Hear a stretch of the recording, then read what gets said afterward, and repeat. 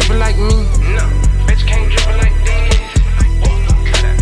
Cut out a chain, I'm famous. Get out the drink and I'm swinging. Ain't that been saying he famous?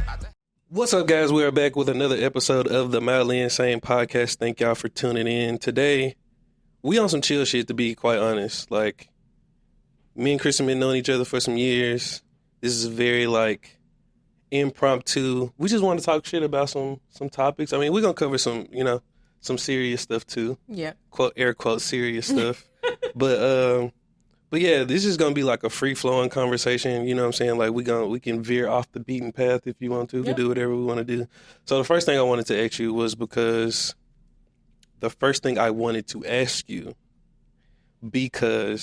you and I don't want to give it away. I don't want to tell the people what we got going on just yet. But can you tell the people what you do for people on social media?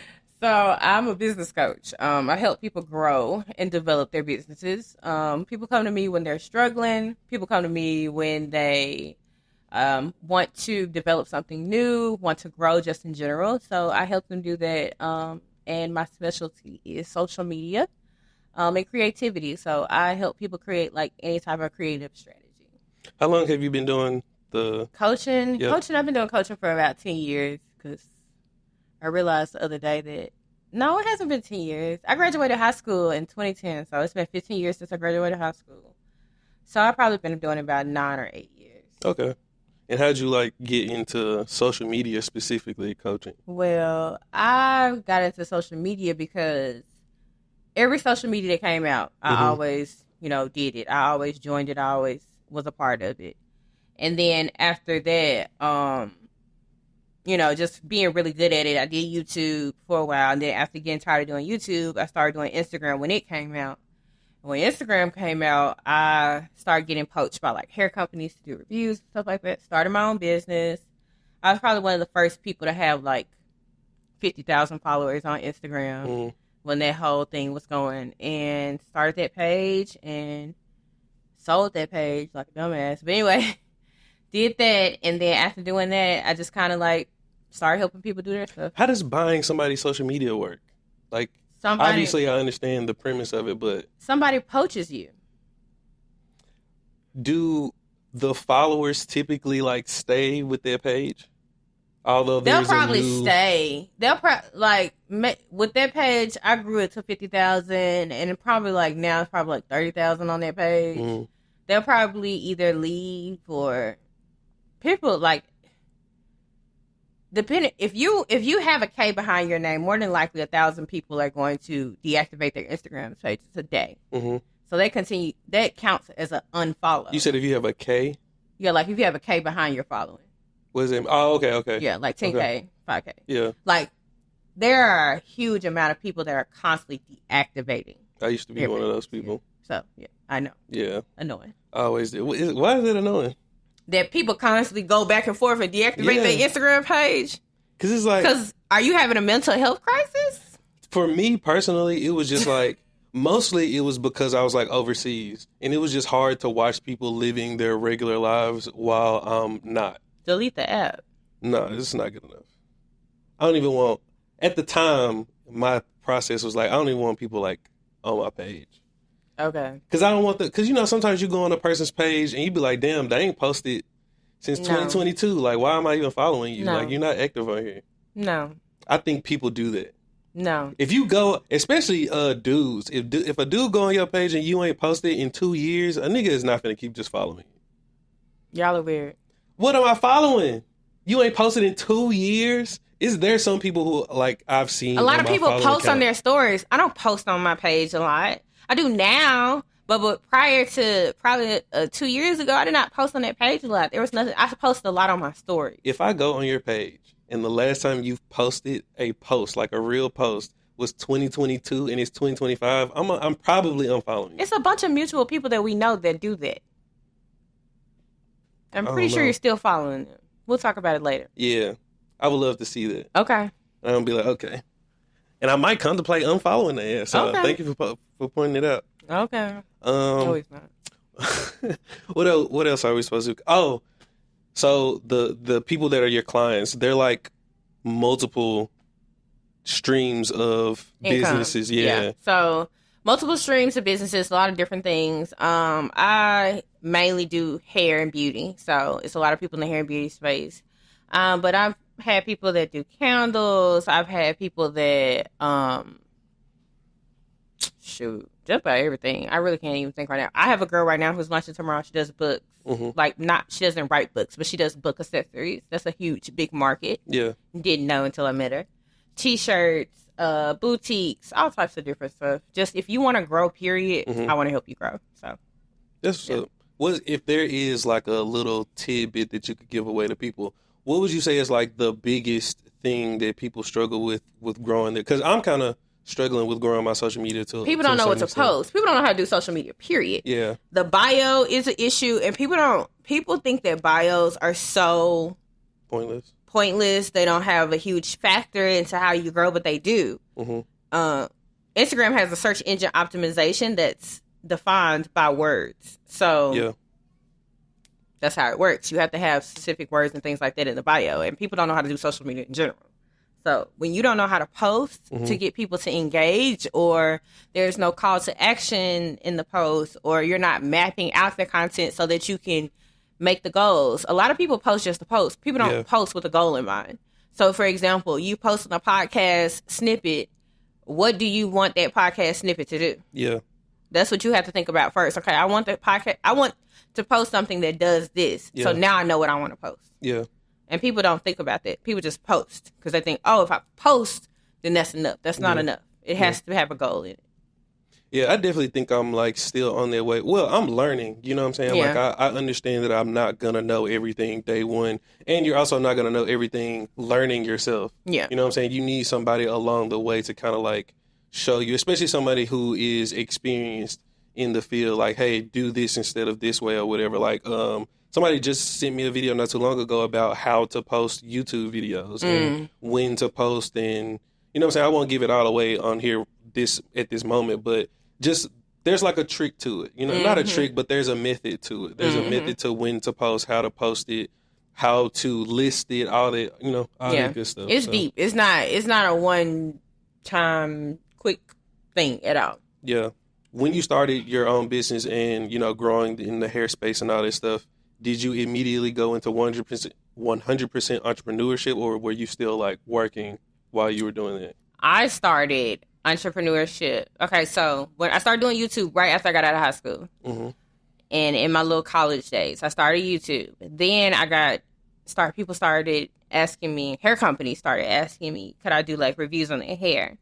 So I had this idea to create like a hair review company.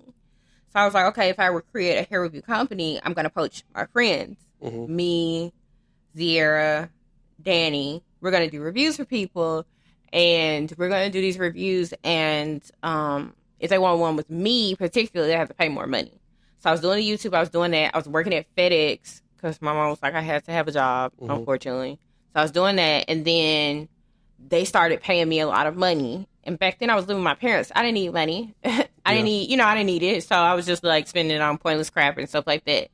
But then I decided I didn't want to work with the hair companies anymore. I wanted my own money, because if I'm sending all of these people to you to make money, then I can send people to me to make my money. Yeah. So I decided to start started a product line. So the hair that I was reviewing was trash. Yeah. So I was like, okay, you want to maintain the hair? It has to be conditioner. And so yes, I started doing that, and then after I started doing that, I started making my own money, and I quit my job. Let's pause right there for a second. Okay. So when it comes to like reviewing stuff, obviously, the company that is asking you to review their product is paying you for the review. Is there any level of I'm gonna always be honest. Is there any level of pressure to be like, damn, like I want this company to like keep paying me to review their stuff, and I don't want to upset them by saying like, hey, this is kind of low quality? So there's two different things. There's especially nowadays, like when I was doing it, it was only two things. It was hair. It was influencer, which is somebody who reviews. It could be a one-time thing, and then there's a brand ambassador. Yeah. Now today, there's brand ambassadors, there's influencers, there's UCG creators, there's just content creators. Those mean all separate different things, right?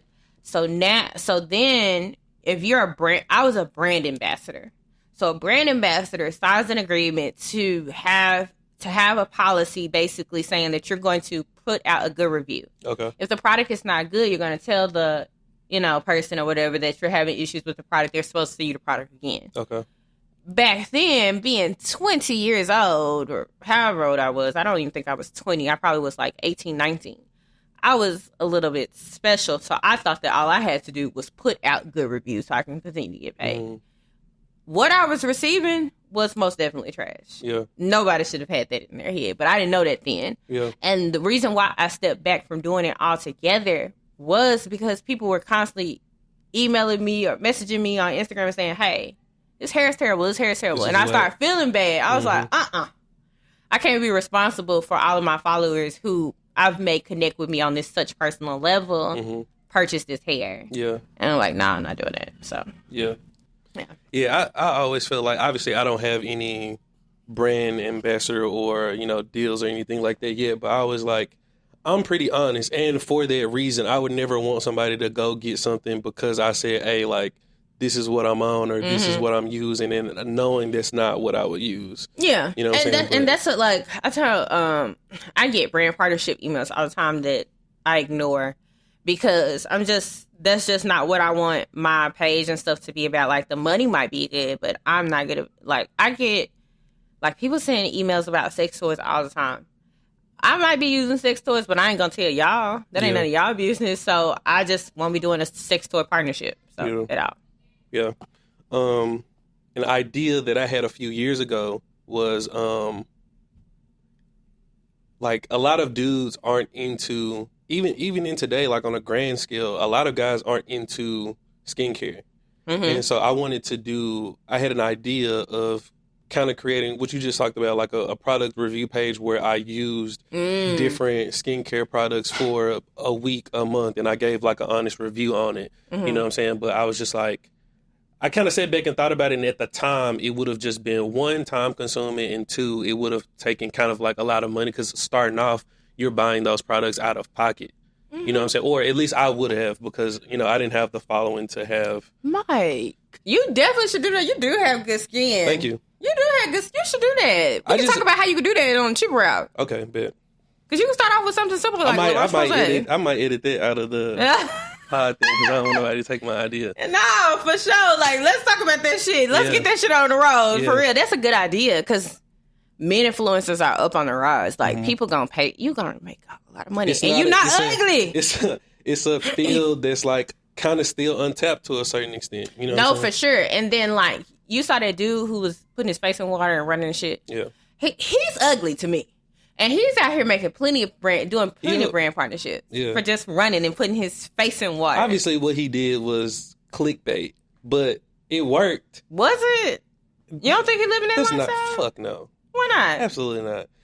Look at the time increments. The stuff was like too close together. Okay, maybe the time was too close. You know what I'm saying? Maybe the time was fake, but I really feel like there are people out here who live that lifestyle. I'm trying to be a 5 a.m. girly. If you are a all-day productive person, like how he showed in that video, like, okay, you wake up at 3:30, 4:30 a.m., whatever it was, and you're doing something until 9, 10 p.m., absolutely fucking not. Didn't the military teach you to be like that? And you get PTSD, and you have fucking sleep apnea, and you have all types of other crazy shit. Did the military teach you to be like that? Is this thing on? Can he hear me? I actually saw somewhere where it said if you are getting less than 6 hours of sleep, you're basically leading down a road of early death. Like, that is not healthy to live like that. So all these Kobe stories we see of Kobe saying he got 3 hours of sleep and then fucking beat the Knicks. He didn't do that every single night. We didn't know if he was gonna die for real before he died. We not finna talk about that. I'm just saying. I'm not saying that's the reason why he died young. I'm not saying that's the reason why he died young either. I'm just saying we didn't know if he would have had any other health issues because that's the life he chose to live. No, we don't know. People's success, some people are obsessed with success, and a lot of people think that you have to get up at 5 a.m., work all day to be a successful person. If you get up at 4 a.m. and your day ends at 9 p.m., you're on cocaine. I don't give a fuck what you say. Nobody has that kind of energy. I don't know if regular human being has energy to sustain them all day like that. If this clip makes it to the actual edit, I would just like to state that he did not answer my question, which is about whether or not the military prepares you to have a life like that. Yes, do they does not? In life, okay, then. In life or death situations. No, not in life or death situations. We are not about to everyday situation. Your military experience, weren't you getting up, especially for when you first signed up and they said we going to training, right? Mm-hmm. We going to you did the Army? Mm-hmm. So when you did the Army training, didn't you wake your ass up at 3 o'clock in the morning to go run? Yes. What time did your day end? Late. Okay then, Negro. And you are famished. You are fucking done at the end of the day. You are dead ass tired. I'm gonna tell y'all a little secret. And a lot of people I've never really seen a lot of people talk about this, but ask any man who's been in the military and ask them, has this happened to them? Around basic training is 3 months long, 3.5, 4 months long, something like that. Around week 6, you realize that your dick stops working. You stop waking up and you stop being able to get erect at a certain point, right? And so at first you don't notice it for real. And then as the weeks go on, you're like, hey, I'm used to this motherfucker doing something at a certain time of day and it's just not doing it at all. We thought that they were giving us anti-erection pills, something that makes you soft. We thought it was something in the food. So what it actually is, your body is under so much stress. Your body and your mind is under so much stress that is not even a working organ anymore. I didn't know where we were going, but I didn't think we were going here. What I'm telling you is, okay, you're trying to compare a nigga with a 9 to 5 or a fucking job, a business that he owns, and he's living like that. No, you're not living like that. It's zero chance that that's his actual. All right, y'all. So if you have ambitions, you do not have to get up at 5 a.m. and work all day. You do until 9. That's what Mike said. Because if you don't, after a while, your penis. Your wife is going to leave you. Your wife is going to leave you because you are no longer Mike, functioning properly. I don't think that you should have shared that with us. Why not? Because the point is. Are you okay? The point is. Are you working now? God, I know it's been some years since you've been at the military, but listen, help. I don't got no complaints. Okay, all right, great. So what I'm saying is that your body can be under so much stress that certain other things start to wane. Okay. And I don't think any man wants to live like that by choice. Okay. No. That's all I was saying. Cool. Anyway, I'll let my husband know that. Let's get back to our topic. Exactly. Yeah. You talking about he working 12 hours a day and shit. Tell him cut that shit out. Cut that shit out. Oh my goodness. If you want to keep this relationship happy, hey, bro, get 8 hours of good sleep. And I also have no complaints. So you feel me? I think he's all right with the 12 hours for right now. Man, look. I'm trying to go to work when I get home. But anyway, next topic. So we were talking, the whole entrepreneurship thing. When do you think it started to really pick up for you financially? Honestly, financially, it started picking up instantly. I started making money instantly because I had built such a natural connection with these people online that people always say that I could sell water to literally a fish. Literally, people were just buying stuff from me. Mm-hmm. So it was an instant thing for me. It was one of the best things ever. Just how easy I was able to do it. I never had any thought of actually moving out of my parents' house because my life, what I thought I was going to do for my life, when they told me that I couldn't, because they told me I couldn't, because they were going to pay for it. I guess I was depressed, but I didn't know I was depressed. I really didn't have any goals. I didn't have any aspirations, so I never thought about leaving their home. But I was able to leave their home before I even, thought about it and things like that. Now, what I did with the money, that's a whole nother discussion for another day. Yeah. But, I was financially, my first full year of being a product maker, I did $300,000. So I thought I was doing very well with the business all the way up until I closed it. It was a 6-figure thing every single year. So yeah, I realized what my superpower was, and that's basically how I became a business coach. So, do you plan to like ever start your own thing again? Yeah, it technically is existed now, but it's closed. Autoimmune, being somebody's mother, being somebody's wife, and having an autoimmune disease is rocking me every which way but loose. So right now, I'm trying to figure out balance because my full-time job is coaching. And when you have your hand in everybody else's business, it's hard to really be in your own. So I'm trying to figure out how I'm going to get myself back into it. I'm challenging myself this year because it's a lucrative space for sure to be in product making. I try to make all of my clients, no matter what it is that you do, if you have a main product you do, I really want people to get into products because there's so many products out here. There's so many product brands. People sell out. The goal is to start a brand that does so well that it sells for millions of dollars. Like Hailey Bieber, we saw the other day that she sold Rode. I forgot how much she sold Rode for, but it was plenty of money. So that's the goal. So that's crazy. I got a product idea too, but we'll talk about all we'll talk about all of that because I love helping a business, and I hate working with men, but men who sound like they might be for real, I'll fuck with it. I absolutely hate working with men. Why so? I have a male client right now.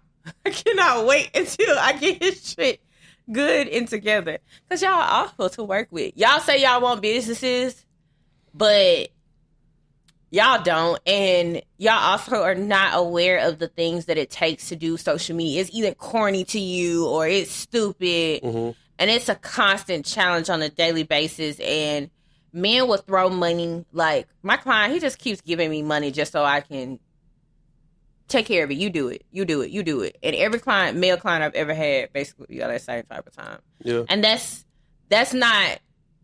That's not a good way. At it without like you need to learn. You need to know what's going on. That's how basketball players and football players be like, I didn't know my accountant was stealing from me, or I didn't know that this woman was signing me up for this shit and it was a bullshit. You need to know what's going on in your business. Yeah. And I don't think that you should just pay people to just, whatever. But anyway. Yeah, I feel that. Yeah, that's unfortunate, but I definitely as a man, I don't even have no pushback for that because I could actually see that, and I know people who are like that in other kinds of ways. You know what I'm saying? So I'm pretty sure that trickles over into how they handle business. So with you doing the numbers you were doing with the business, obviously you are a higher earning woman. Did that ever change the dating dynamics for you, being a woman who is probably, especially in Memphis, 9 times out of 10, talking to a dude back then that you probably had more money than? Well, I'd have had the same man for forever, but I've been dating Kristen. Well, we're married now, but I started dating him right after I got out of high school, literally June after high school. So he's been on the come up with me. Of course, we were off again, on again for the 10 years, that we were together before we, were married. We were probably off again, on again for maybe like 5 years. So in that time, of course, I dated other people. And it is intimidate. People say that I intimidate them. Just a regular, everyday conversation. Sometimes people would say I would intimidate them, and I would be like, "Why? I'm just a regular girl. You asked me how much I make. I was gonna keep it to my damn self. Yeah. Why did you ask me if you don't want to know the answer and you can't handle it?"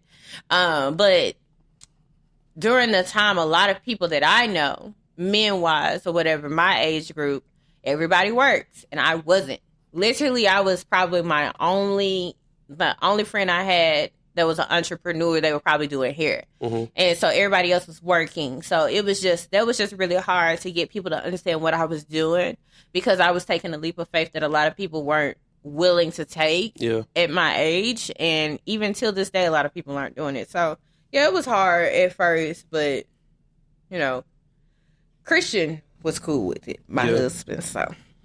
So he was kind of like unbothered, like, okay. Yeah. And also he had the advantage of like knowing you before, too. Yeah, for sure. And then also, Christian loves me. Mm-hmm. You know, like, he loves me. He'll brag about me to literally anybody. And I think he found himself bragging about me a lot. And you'll have to ask him more about, like, how he personally felt and stuff like that. I personally felt that he would get to a spot of resentment with me because I was chasing after my dreams and he wasn't really chasing after his. Like, he chose to, you know, go to college and go and have a job. More practical. Yeah, more practical, whatever. Everybody always said that I was crazy because I'll jump off the curb. And meanwhile, everybody else is like, no. Some people jump off the curb. I'm jumping off the diving board. I'll invest all my money into whatever it is that I want to do. And most people are like, look, the curb is enough. Yeah. Jumping off the curb is enough. But I thought that he would resent me or whatever, but no. And then now our roles have kind of reversed. Like, now that I'm a mother and, you know, now that I have autoimmune disease, I've only had it for 3 years. Well, yeah, 3 years. I've only had the autoimmune disease for 3 years. Things shook up in my life. And so I'm no longer the breadwinner like how I used to be, which is not fun. I liked being a breadwinner. With money comes lots of things. Like what? Like what? Control. I'm glad you I'll be honest with you. I'm glad you're honest with you. Especially like when we were just dating, whatever, because I had money, I could be like, and I'll be the first person to say that I was using it in the most negative way I possibly could. I'll tell you to get out. Yeah. Because I'm paying for majority of the shit and things like that. Christian has always wanted to be safe and practical and safe. I'm spend, do. And that's not good at all, but I used it in a way of control. Be like, oh, these my lights. This is my couch we sitting on. This. Yeah. And I also use it. It is my love language to give and pour into people and things like that.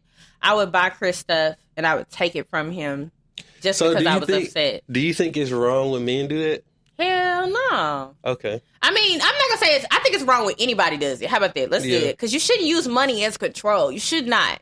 But you're not thrown off when a man does use the money as That's why I don't think this is a topic most women will disagree with me when it comes to this, but I don't think that women are really ready or want to be kept the way that they say they do. Yes. Because to me, when you say you want to be kept, like for real kept, like a nigga paying for everything, when I say suck my dick, bitch, you better suck my dick, You have bitch. Little to no say so. Exactly. In the minds of most men. Exactly. Yeah, so you gotta, I feel like a lot of women don't be prepared for that. Like, and if a nigga wake up one day and say he don't want your ass no more, what the fuck you gonna do? I could never. I do not want to be kept by a man. If he say leave them Benz keys on the dresser on your way out, you gotta leave them Benz keys on the dresser. Like Drea is a good example of that. She got that house from that dude. She had to get that house up. You got a whole new nigga. Exactly. Well, most importantly, but rich nigga at that. He got more money than me. She had to get that house up, and that shit is crazy. Like, people think that, because it's a gift that, you know, and sometimes the gift comes with strings, and I would not want to, the way that me and Christian do our life or whatever is that he pays all of our household bills and things like that. Mm-hmm. Anything extra, our excursions, trips, things, I wouldn't say all the things for the kids, but like, unnecessary things for the kids, because I am very unnecessary. I buy my children outfits every time we go somewhere. Mm-hmm. That is my responsibility. But he is in charge of the household. Anything that goes wrong with the car, that's his business. Anything that, you know, we need. Y'all got life. It broken down in a way where it makes sense. Yeah. In the way that I feel like we saw it with our parents, because a lot of times I really think that a lot of these women are not realistic. Your parents, if you come from a 2-parent household, more than likely your parents weren't doing it. Yeah. My mama had a job and my daddy had a job. And they were contributing in different ways. My daddy paid for everything. Have you ever home-wise. seen the dynamics fluctuate with your parents? Not mine, no. Okay. Not your since I've been dad alive. Always made more money? No, That's my what I mama mean. actually makes more money. She's She made always, more money, but he still took care of their household. Okay, but she's always made a little bit more money. Yes. Okay. They both had 6-figure jobs, but my mama made more. Yeah. And she let me know that she made more growing up. She let me know. She was like, I'm the one who makes more. Yeah. That's what's up though. Yeah. Like, did she say it from a standpoint of like, I want you to know that you could do that too? Like, Yeah, but she Okay. always knew that I was going to be on that type of time. yeah. Like, she always knew that I was going to be on that type of time because I just don't play. It's so much stuff that I want and so much stuff to make my life the way that I want it to be that, yeah. She And knew. because I don't really know your mom like that, but your dad, like, Oh, my God. he's very cutthroat as well. So I'm pretty sure he gave you like some of that rubbed off on you of like, Oh, yeah, as far as personality goes, I am like him. I wish I was more financially stable like both of them, but I just make bad decisions. So, yeah. it seems like you're aware though. I am aware, but I also am aware that I will never be without because of them. And Yeah. because I know that about And because you them. know how to make money. Yeah, I know how to make money. But because I know that about them, I don't care.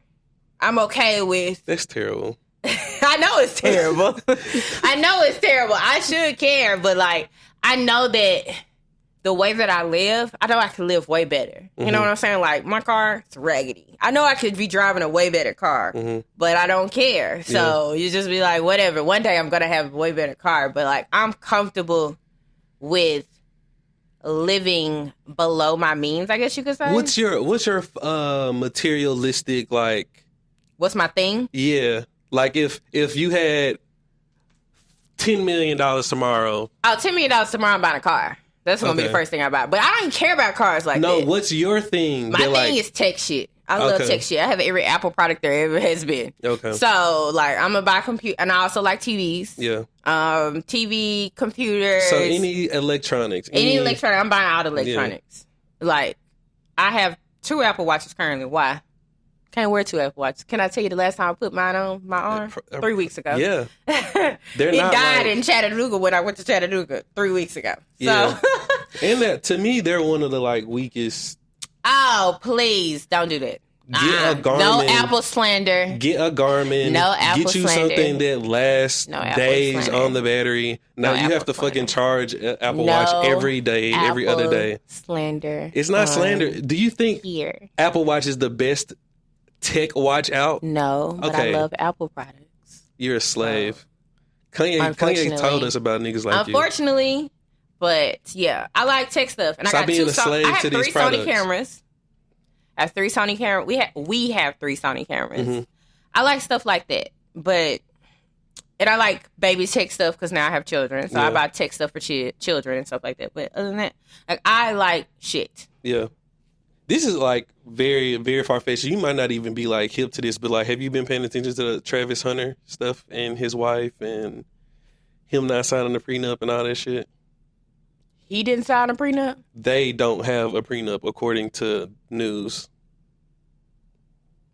No, I haven't been paying attention. It's hard to look at because it's hard to. He is hard to look at more Yeah. ways than one. He's hard to look at because I'm just like, is he? Did they get married as mockery to what people were saying socially about their relationship altogether, or did they get married because they really truly love each other? Like, aren't they young as fuck? Yeah. And see, yeah, I don't. I am a different type of person. I don't believe in If he was your son, would you have like allowed that? them to get married. No, I don't believe in I don't believe in when you know you know. Yeah. I don't believe in that because no, you don't. Yeah. I mean, you because I feel like you need to date people through seasons. You think you know right now? Yeah, you think you know right now. Yeah. You need to date people through seasons.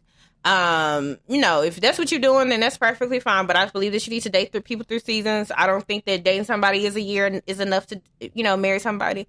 And I think when you're still an adolescent, I think that what are our brains fully developed at 23? Oh, 25? I think it's 25. Oh, well, wait till we have a fully developed brain, and then we can make some decisions, after that. But no, I don't believe in the way that people choose to do things. I think that you should date somebody. People always think it's crazy that me and Christian dated for 10 years before we got married. And a lot of people think that it was him. No, 25. It was me. Yeah. It was me. I was like, no, I'm not marrying him until I go through some seasons with him. Yeah. And what I mean and I went through some seasons. I was, he was broke. I was broke. I was up. He was up. You know what I'm saying? I had a car. He didn't have a car. You know what I'm saying? Like, I feel like, and some people might not have to ever experience any of those trials and tribulations or whatever. Like, I was dating a man from the time I was 18. Yeah. But 18-year-old Kristen marrying Christian at, 20, 18 to 20, you say, and then at 20 saying that we finna get married? Yeah. Absolutely not. Yeah. I was so immature. I didn't choose therapy until I was 27. Yeah. So, you know what I'm saying? Like, I don't know. I think that a lot of unhealed people, a lot of people do things for jokes, kicks, and giggles, and I wouldn't have said yes to my son. And I just think it's so easy to, and we kind of are talking about what men expect in relationships, what women expect. I think it's extremely easy to love somebody when they are on the up and up. Like, yeah, for sure. Hey, this dude just came into some money. He kind of has had money since you've known him from NIL. Now he's in the NFL, and not even just him, just in people in general. It's easy to love somebody when they are doing everything quote unquote right or that you like. But like you said, in a season where that's not happening, I feel like at the very moment you feel some sort of discomfort, you're gonna leave. And so it's just. And then also, people have to realize that as a person who's had a lot of money, like I haven't had a whole lot of money. Yeah. But as a person who's had a nice chunk of change before, it gets to a point where you be like, damn, I'd rather have money issues. You know what I'm saying? Like, I never forget when I found out that I had Crohn's disease.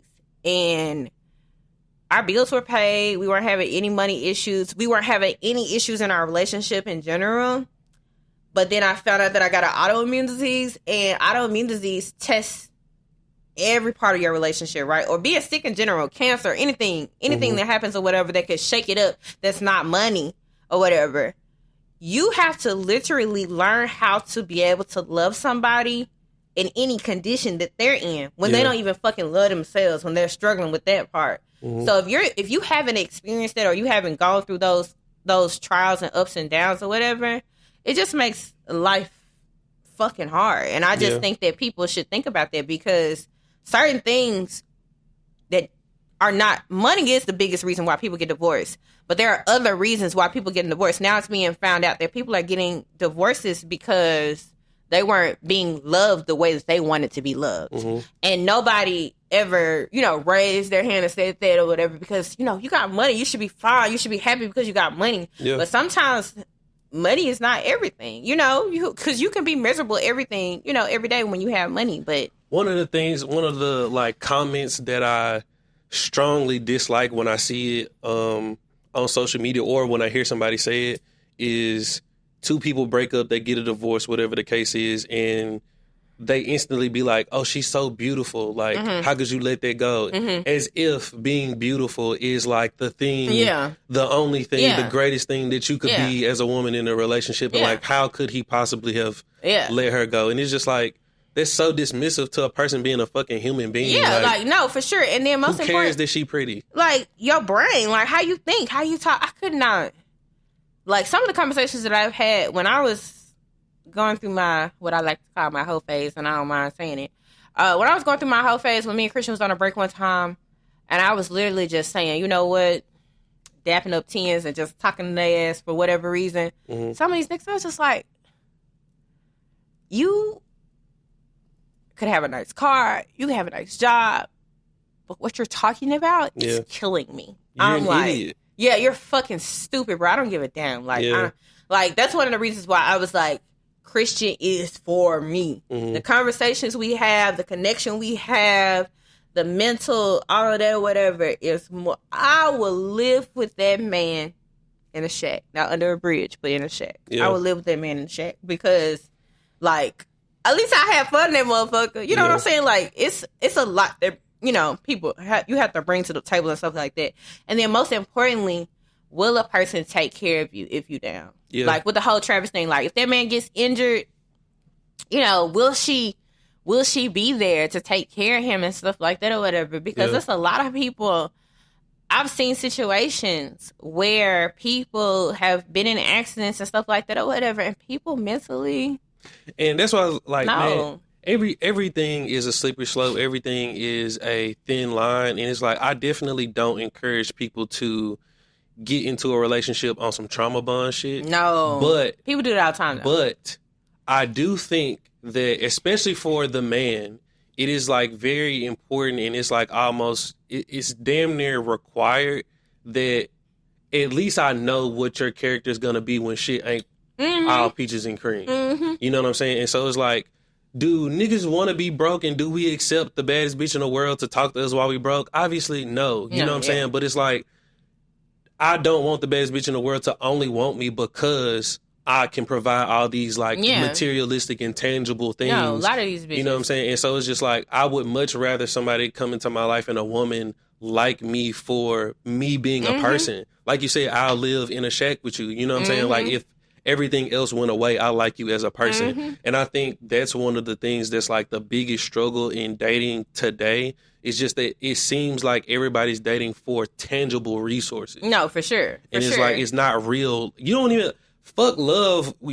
A lot of these women don't like the nigga that they with. No, for sure. A lot of people, everybody wants to be rich. Nobody wants to be middle class. Everybody wants to be rich as fuck. Yeah. Nobody wants to just live a comfortable life. And I don't think people are aware of, one, how hard that is, but two, money is not that accessible. So, and how being a certain level of rich or whatever the case is comes with other shit. Yeah, you gotta work and all types of other things. What does that mean? That how are you presenting on a day to day if you're all of these things? That's a good thing to think about. So I don't think that a lot of people think about that shit at all. And I will be okay as a 6-figure girl. Just like I can cap. If we could cap our life off at 300,000, you know, I'd be fine with it. I don't have to be rich as fuck. I don't have to do private, but that's just me. I don't have to do private jets. Yeah. I would be okay with being whatever is classified as middle class. Like, I am okay with it. I'm okay right now to the certain shit. I just would like a bigger space. Yeah. But other than that, me and Luther were actually talking about that not too long ago, and he kind of asked me, like, basically, how much money would it take for you to be like happy or whatever? How much money would it take for you to be like satisfied? And no answer is the wrong answer. Like, it is what it is. It's a personal opinion, but his number was a lot higher than mine. I think I don't want to misquote what he said, but he said something to the effect of like 20 million plus or something like that. I think it was actually way more than that. Actually, okay, I think cool. it was. Yeah, I think it was. I think it was like 50 plus actually. But I was annually. Like, no. Like, I have 50 plus in the bank. Like, I have $50 million. Okay. And I think mine was more so like, I can't remember exactly what I said, but I think mine was more like, if money in the bank, like money I could have access to, was like 20 million. But to get in another conversation I had with another friend, I was like, I'd be cool with making like 2.5 a year. $2.5 million a year. Yeah. Like, at my absolute peak of, why? I think 2.5 is like very comfortable. I look at it like this. It's extremely comfortable. If I make 2.5 million a year, but not only is it comfortable, I think it's tangible. I think there's people who like regularly make a few $1 million. One person. You talking about you just by yourself. If you me without make $2.5 million me without a my year. wife's help, 2.5. Because where do you live? What do you do? Like, I don't know. I feel like with that, I don't want that. I don't want that much money. I don't want the problems and issues that come with that much money. Here's what I think about it, right? And then obviously being close to people who are millionaires has kind of helped me see how they live and how, you know what I'm saying, what that looks like. You know what I'm saying? Because $2.5 million a year ain't outrageous. You know what I'm saying? Like, it's not ridiculous. Like, it's not absurd. And one of the closest references to that is Luther's dad. I don't know how much he makes a year, but I'm pretty sure it's over $1 million a year, right? Yeah. And you know what I'm saying? And so it's like, he's a very regular dude. You think so? I mean, once you get to know him, you realize he's a little bougie, but you know what I'm saying? But like, to the naked eye, he's a regular dude. Okay. You know what I'm saying? Like, he might have a Rolex or something on, but like, you know, he not hopping out of Bentleys and he not taking private jets everywhere he go, and you know what I'm saying? He not paying for everybody's meal. Like, he's doing very regular shit. You know what I'm saying? He's living a very regular life. Now, if the time comes where, hey, I want to take my family out and go to fucking wherever the fuck that's expensive and pay $500 for a dinner, I absolutely could do that. And so my thinking on it is 2.5 is enough money to where I don't really have to think about purchasing something. You know what I'm saying? Unless you get ridiculous. But if you get ridiculous, if you were making $2.5 million a year, you're probably good with money at that point. Yes, So, I would say that. So yeah, my parents are really, really, really, really well off. For my whole entire existence, they don't work anymore. They haven't worked. My mom hasn't worked since 2012. Yeah. My mom hasn't worked since 2012. My daddy hasn't worked since 2008 or 2008, 2007. I can't remember. So my parents have been retired for a very long time. In that time period, since they have no longer worked, my parents have had 6 cars that they have paid for in cash. They have their home in Carterville that they pay for in cash, right? So if they were ever to disclose with me how much money is in their bank account, I'll take that. Yeah. I'll take that. I don't know what number that is, but I feel like I live a very comfortable life right now. I think I could guesstimate. Huh? I think I could guesstimate. You can guesstimate? I think so. Have you ever seen my parents' home? Mm-mm. Okay. Well, they live in Carterville. They live across the street from the Carterville Mall. So I know how much the home is worth now. I don't know how much exactly they paid for it How now. much is it worth now? $750. Yeah, I think I could guesstimate. Okay. Yes. I don't know. I think they probably have like. Do your parents invest in stuff? Do they like do business ventures and shit like that? Well, that makes it a little bit more difficult. But the number that like the first number that came to mind was like 3.8. on the low end. I mean, it's got to be something. It's got to be something. On the high end, probably like 6 or 7. Okay. Because of who knows what those ROIs are on their investments that they've done. And your parents are how old? My mom just turned 70. My dad is 74. Oh, fuck yeah. Fuck yeah. What? Fuck yeah. The age has something to do with it? Hell yeah. They've been alive for a long time. Hell yeah. They got about 4.7 in their motherfucker. All right. Well, whatever that is, I'll take that.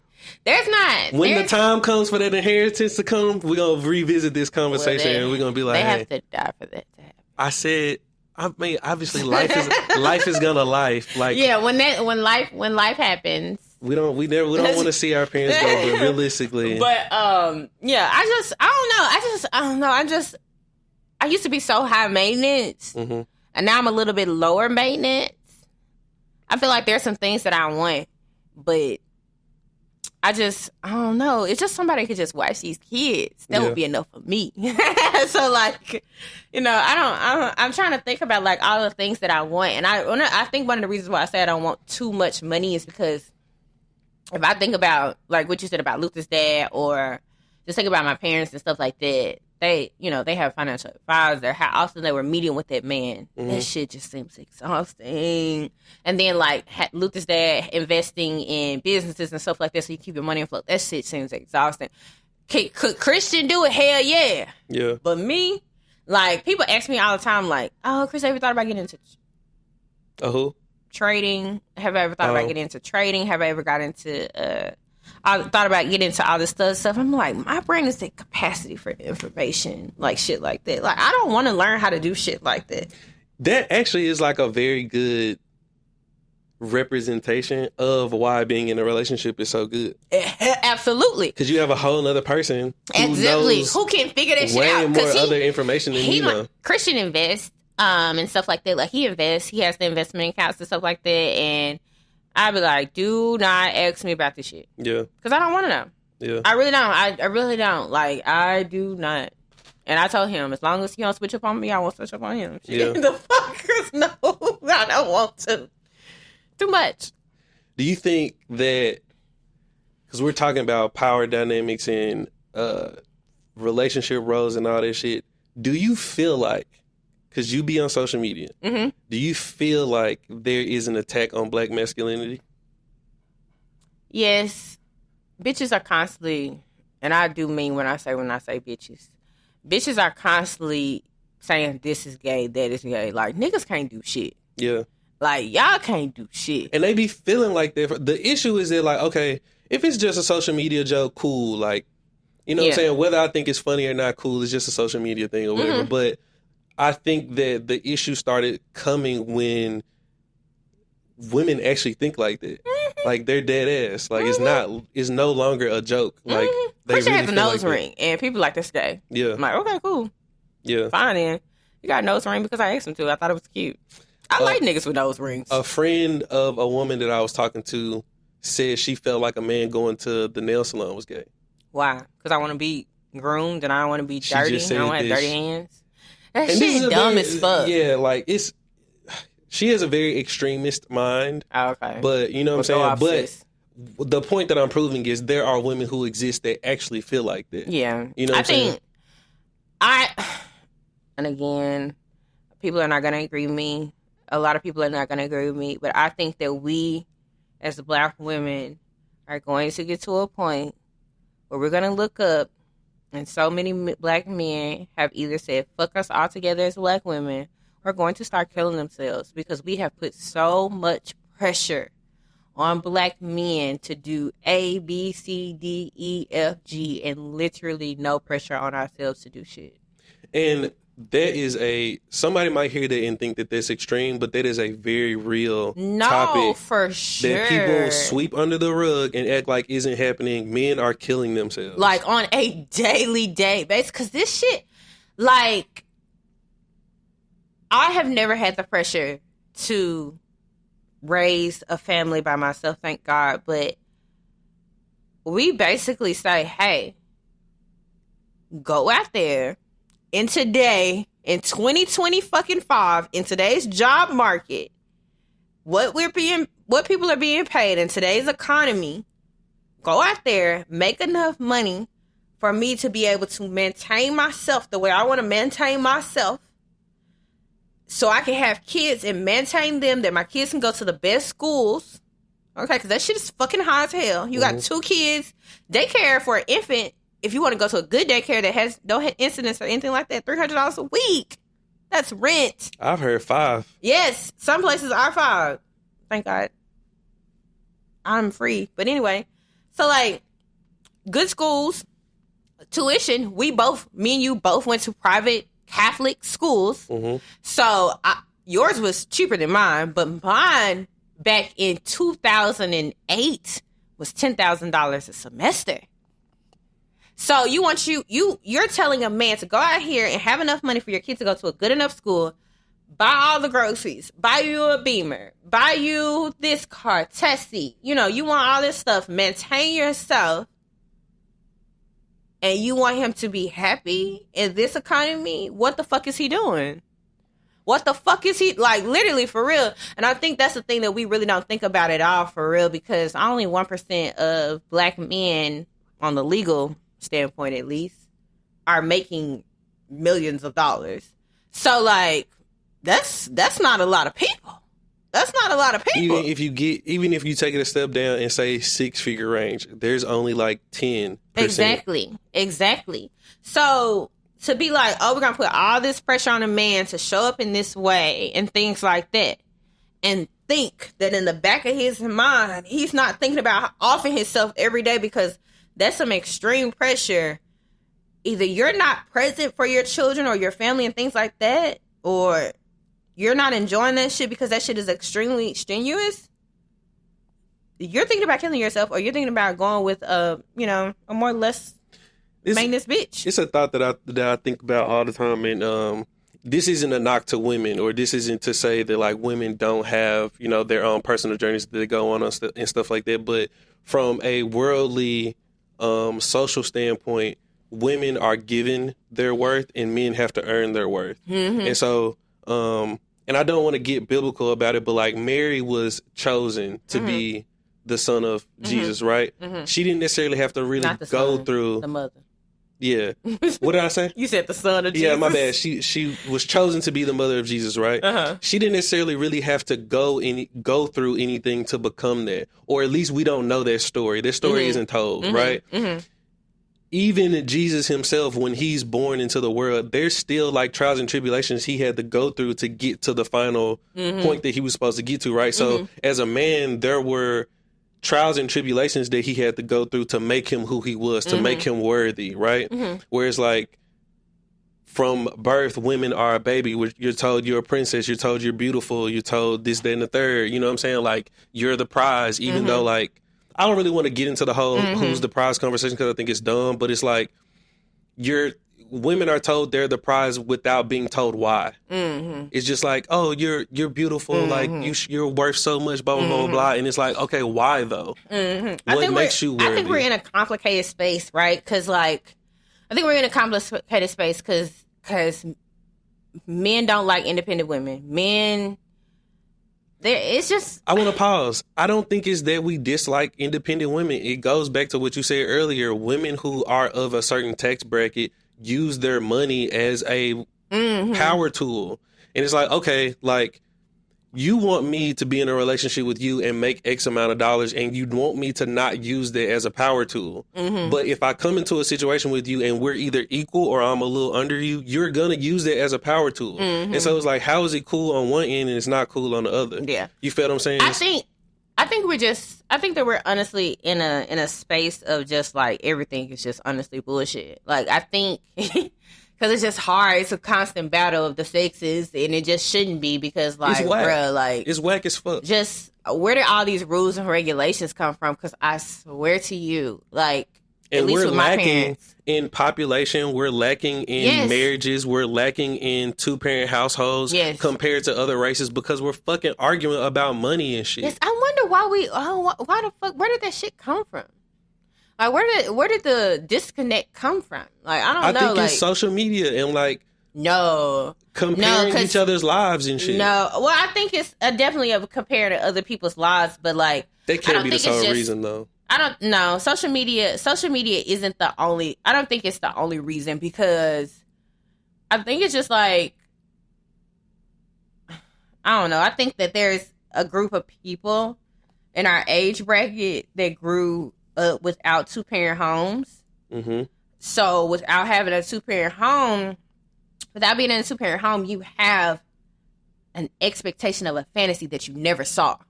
So you think it's supposed to be like this. While also being taught to be an independent female. Yes.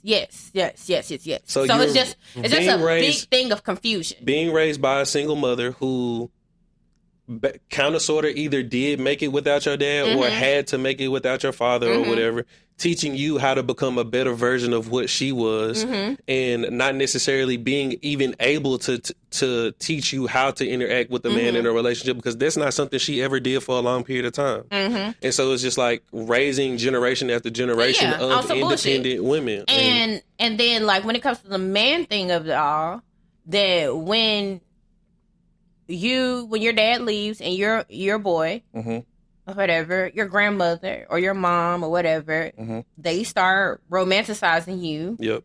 And that shit is weird. But they start doing that, and then they also start telling you that you're the man of the house because they're lonely. Everybody needs fucking therapy. So like, I just think that that's the thing. I think coming from a two-parent household and the way that I was raised, and also the way that my husband was raised, he also came from a two-parent household. He wasn't raised by his father, but he did have two parents. And I think that just seeing how people who don't have two parents just operate in such dysfunction, I think that has a lot to do with it. When the family just I don't know when in history did the family start becoming broken, because my mom, her dad was never in her life. Ain't it whenever not Section 8. Ain't it Section 8, like when that started, like when the whole like the food stamps thing, and you can't have a man in the house if you want government assistance and all that. We blaming it on the government? No, for the reason why? no. That's like a real thing, like government assistance requiring that women couldn't have a male in the house, otherwise their benefits would get cut off. I believe that's food. I'm gonna take it back to food stamp thing. I'm gonna take it back to. My grandmother was born in 1933. I'm just going based off of what I think and what I know. Mm-hmm. My grandmother was born in 1933. She got pregnant, I think, at 15 or 16. And she was told that she had to get married to somebody that she did not like. Yeah. And then after a while, that person also does not like her. And he didn't like her or whatever. So he becomes drunk because he's just miserable. Mm-hmm. We hate each other. She didn't decide, you know what? I'm going to leave this nigga because of that. I think that because of whatever her parents or her aunts or her grandparents or whatever thought that what a family was supposed to be like, we force people to be in relationships that did not want to be in relationships. Mm-hmm. And I think that's really kind of start the broken dynamic. But, oh, Lord Jesus, I don't want to get into the whole Christianity thing, but I think that from whatever, like in the 1900s and 1920s and things like that or whatever, that dynamic of what family is based on Christianity, that you have to do this and that you become a man at this age and you become a woman at this age, mm-hmm. forcing people to do things that honestly, truly, they didn't want to do. Yeah. Like, of course I think that with time, with technology and things like that or whatever, black people, at least, were not adapting in the way they were supposed to, right? So, of course, when you're a slave and, you're picking cotton, you ain't got much to look forward to. Yeah. All we got is each other when we slaves, right? Mm-hmm. But as slavery goes away, technology advances itself, we have more things to look forward to, more things that we discover that we like and don't like, and this, that, and the third. So people start becoming more individuals instead of a group as a whole. Mm-hmm. So I think that's where the issue became, because we're still basing everything on this main principle of Christianity. You're supposed to be together. You're supposed to do this because God says so, da-da-da, this, that, and third. But the world is growing. Mm-hmm. And we as black people, I don't think we did a very good job of growing and adapting with the world, because we're still forcing people to live up under these principles. But we're growing as individuals and finding ourselves and realizing what we do and don't like. How would you explain white people still getting married? Because white people don't still come getting from married. Yeah, like wouldn't they be experiencing the same sort of individualism and not necessarily seeing the value in two-parent households and marriage and blah blah blah? I think that white people, because I'm not. I don't think white people have debunking what you're saying, but I think white people don't have pressure like we do, though, to perform, to show up, to mm-hmm. do, to, you know what I'm saying? I don't think they give a fuck. You think that that's just, for white people, is more so that's their culture. For black people, it's more so mm-hmm. of like a pressure that mm-hmm. like you're supposed to do this. Mm-hmm. Okay, like I can see that. I'm not in many white groups, so I don't know. Yeah, I can go off. I can go off what I see on social media. I can go what I see off TV, and I can go off of the few white conversations that I've had with some white people. Right?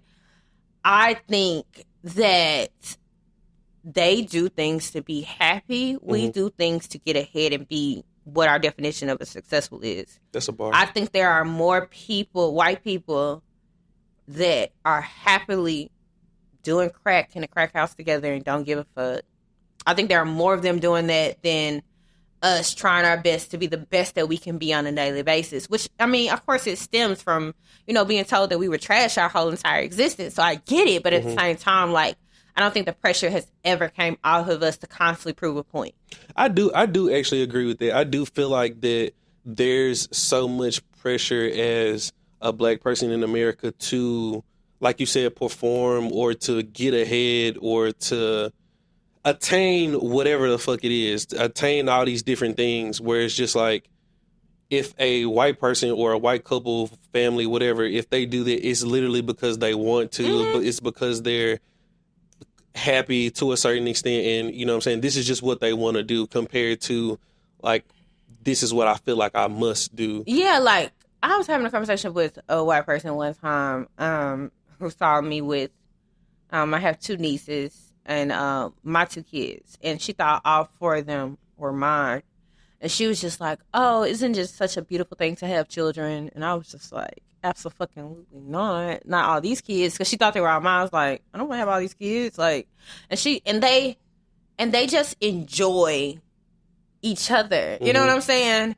And when I think about possibly having a 3rd child, I think about it just ruining my life. And what I mean by ruining my life, it's not just me mentally. I think it ruins my chance to get ahead. Yeah. Right now, I feel like I am in a stagnant place because I have kids. White people having kids, getting married, those are their goals and stepping stones. They don't really think about money like that, but they might not think about it like that because their parents, before their parents and their parents had money or whatever. And I guess a thing for us is we're trying to play catch up. Or just as a culture, they just don't put that on each other. Yeah, they don't give a fuck. Yeah, they don't give a fuck. They're literally just living. And they're not greedy. They're not gatekeepers. They're not they're not like that. So like you can text a white person and be like, hey, can I borrow $200? And they're gonna give it to you without a thought. Yeah. But if you text one of us, we're gonna be like, you probably, you could probably ask a random person to give you $200, $300, or whatever as a white person. But as a black people, you cannot ask a random person to give you anything. You can't ask an associate that. We got to be best buds. It definitely, for sure, is a mindset and a culture difference, for sure. And I didn't bring them up as like comparing black people to white people. I'm just comparing them to other Americans. You know what I'm saying? In social groups and shit like that. Unfortunately, we are broken people. Yeah. We are in a constant, and I hate that for us because I love being black. It's one of my favorite things. Like, awesome character trait.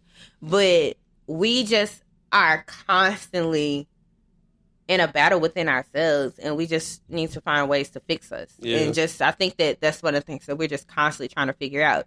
We can't organize properly. We can't do this. We can't agree. We can't. I don't know why we constantly have this conversation about the battle of the sexes shit, because I think that shit is stupid.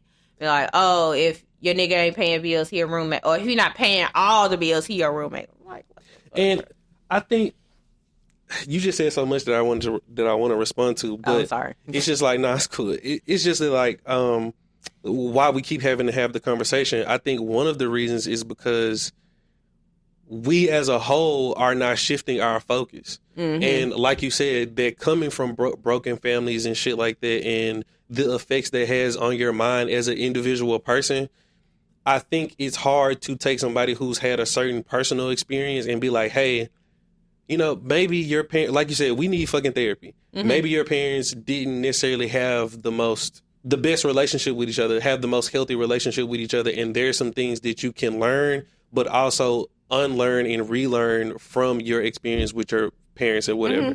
You know what I'm saying? And so it's just like, people talk about the scarcity mindset and, living with a person who's from a survival background versus somebody who comes from a 2-parent good household and doesn't live like that. I think some of those pressures come from that as well. You know what I'm saying? It's like, okay, I don't necessarily want to be just happy with anybody because I saw how broke my grandparents were. You know what I'm saying? Like, I need a person who get into it because I don't want to live that lifestyle, blah, blah, blah. So, there's all these negative connotations we give or put on just being happy in your marriage. Like, why? Go ahead. I think that a big thing is that if we just go back to the white and black conversation or whatever, they make decisions to make themselves happy. We weren't making decisions and making ourselves happy. Yeah. If we have to be in a relationship and be slick miserable, then oh well. If you had a baby with that person, then you got to try your best to make it out.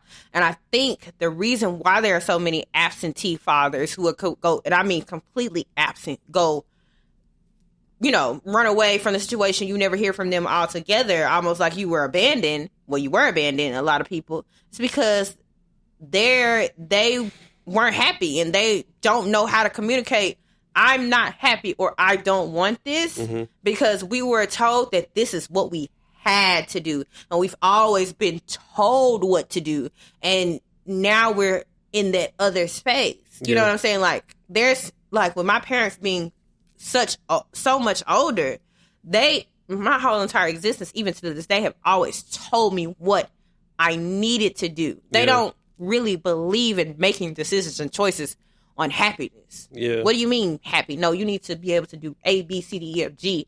And choosing happiness just does not make sense to a lot of older people because, like I said, we were always told what we were supposed to do. Yeah. So I think that we make a lot of decisions not thinking about how they could affect our mental health and how they can make us feel. We don't think about feelings because having feelings, even as a woman or a man, if you are black, that is weak. It's not a luxury. It's not a luxury. You can't have feelings. You can't. What are you feeling? What are you crying for? Yeah. Like my dad, Corey cries all the time. My daughter cries all the time. And my dad like, why are you crying? Like, Daddy, she's a girl. She has emotions. She can cry. Like, my dad is constantly asking her, why are you crying? Stop the crying. And like, I just even remember as a child or whatever with my parents, I was constantly told not to cry. Yeah. Constantly told not to cry. And I'm just like, bro, I can't cry. I can't do shit. Like, me and my sister were talking. We threw my mom a surprise birthday party the other day. And my mom was crying at the party. And we looked at each other. I was like, damn, how many times have we ever seen our mom cry? The woman is 70 years old. Yeah. And we ain't never seen a woman cry because it's just a sign of weakness. And I unfortunately, it goes back to being a slave. You know, you were getting whipped, you were getting beat, and you were not supposed to show emotion with that. You were supposed to just suck it up at the fact that you had this life of slavery or whatever it is, or this life of struggle. You were supposed to just suck it up because this is the way it is and this is the way it's going to be. Yeah. And I think that mentality and that mentalness of that whole entire thing has streamed down into a lot of issues into who we are today. Yeah, for sure. We are just now, whatever Gen X is, whoever those people are now making decisions on being happy, and that's still making a lot of other people uncomfortable. Yeah. You know what I'm saying? Like, oh, you want to be happy, you want to do this, this, and third. Like, oh, no, we can't be happy. So even now, like, to piggyback off of making decisions off being happy, like, I've probably like 2 years ago now, like 2 years ago, I brought up the conversation with my mom of like, how would you feel if I chose not to have children? Mm-hmm. You know what I'm saying? Just because I do not want a fucking baby mama. Like, I don't. You know what I'm saying? Like, I don't want them issues that I've seen other people go through. I don't want them weird-ass conversations that have to be had. Like, I don't want the toxic, you know what I'm saying? I just don't want that. Yeah, so, no, I understand that. So, you know what I'm saying? Like, if I were to have a child, it would be with a woman that I'm married to, God willing. And I just was like, you know, how would you feel if I just chose, like, hey, being a parent is not for me? Because I don't really have a lot of, like, child experience. You know what I'm saying? I'm kind of just now getting that because my friends are having kids and stuff like that. So it's just like, I don't really know the first thing about being a dad. You know what I'm saying? I didn't have siblings, but, you know. You don't child? Yeah. Oh, that's so unfortunate. That makes so much sense. Yeah. I thought you knew that. No, I did not know you were the only child. So, yeah. So, like, I don't have little brother, little sister experience. Like, I don't have no little kid Why experience. are you the only child? Because my mom didn't want to have kids with two different men. Oh. Yeah. Okay. She was a stickler about that. And I think I probably would be like that, too. Okay. The only way I can see, I don't even want to get into all that, but the only way I can see myself having a kid with two different women is if, like, I got married, had a kid, it didn't work out, my new girlfriend, fiance, then wife, and she doesn't have any children. Mm-hmm. But if she has children and I have a child, I'm probably done. Yeah. Fine. I don't like only children. I'm surprised you're only child. Why? Because I don't like them. Oh, what's wrong with only children? They're selfish. I think that's like low-hanging fruit that everybody talks about. No. I have two friends that are only children. They're very selfish. They do not do well with things not going the way that they want them to. And I'm surprised that I'm able to do it. Y'all throw pity parties, and it's okay. It's cool. I just do it in silence. Yeah. I just do it by myself. I don't do it with other people. I think everybody deserves a little pity party. You're right. Like, you know, cry about it, feel how you feel about it. Yeah. Then move the fuck on. But yeah. But this is the last money thing we'll probably talk about. Okay. men dating older women who are more financially stable. Mm-hmm. What do you think about that? Get how you live. I think That's we're what you wanna seeing do. that like a little bit more often. Hey, hoes do it every day. And what I mean by hoes is women. And I think women are like older women. I think they genuinely like younger men. I don't see a problem. Yeah. Because when are women at their sexual peak and when are men? Do you know? They say 30, I think, for a woman, and then you hit another one at 40. Mm-hmm. I've heard like physically 30, like you like ready to go, like you're at your sexual peak because that's like your prime birth window or whatever. Like 27 to 30, I think it is, or some shit like that. Don't quote me on that.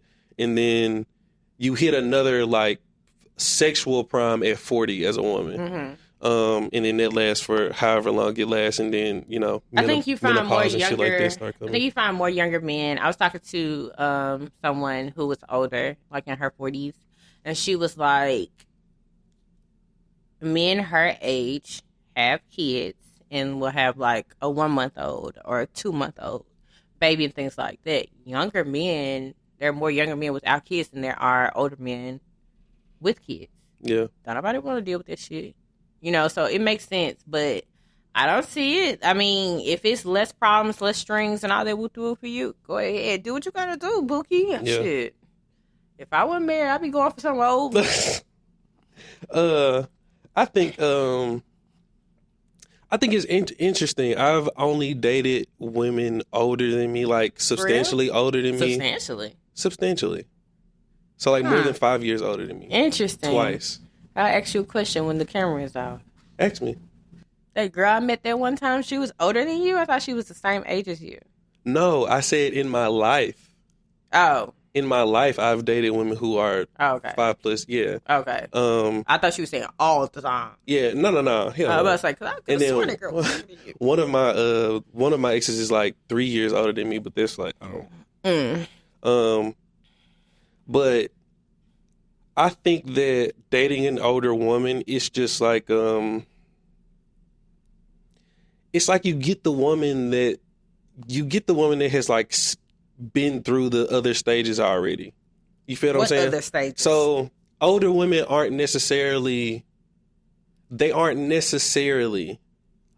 about the attention being on them all the time. Oh.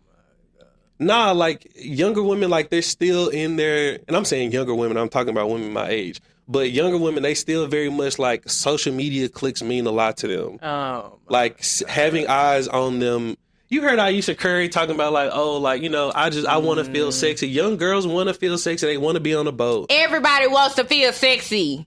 And that's the Older bullshit. Women. That's the bullshit. Everybody want to look good. Everybody want to look good. Don't care much. I've never seen Mike's mom without makeup and her hair done. And I've never seen her wear the same thing twice. I personally have never seen her wear the same thing twice. Her hair has never not been done. Her makeup is not done. You think that she does that because of what? Because she likes to do it. Because she likes to look and feel good. Yeah. She wants to feel good about herself. She's also... I'm not going to say anything about your mother wanting to feel sexy, but... She's also not purposely showing her curves off. She's also not wearing a skimpy bikini. She's also not posting her body on the internet. Pastor or bishop or something in the church. So my mom has never that doesn't done that, make though. that sense. This is what I'm saying. Before you cut me off, what I'm saying is younger women are still very much in the mindset of the social opinion and the social. Listen to what I'm saying. I'm listening. Because you're trying to dismiss it when it's the truth. I'm dismissing it. Younger women still Everybody very don't much do shit. They still very much care about the gaze of other people. They care about how they're perceived socially. Older women, yes, they still want to look good. I'm not saying that they don't. I'm not saying that it turns off. What I'm saying is a older woman does not necessarily care about the opinions of a social group as a whole. They're not living their life like that. They just not. He would know. I literally would, though. With who? You said the oldest woman that you dated was 3 years. No. Yeah, in a relationship. Okay, so you... I've dated a woman who was 10 years older than me, and I dated a woman who's 8 years older than me. Okay, well, you just dated some fuddies, and at the end of the day, I know a lot of old women because my mama is old, and I don't think my mom be showing off her cars or anything like that. Not my mom, but everybody, like, they be doing it because they don't want anybody to say that they losing they selves. On a serious note, on a grander scale, do you think a woman who is 27, 28 is more into, I want to show my body off to social media, Instagram, Twitter, so I can get views, clicks, whatever the case may Maybe be, so. I ain't versus 27, a woman, I don't know. versus a woman who is 37, 38, 39, they don't care as much about that.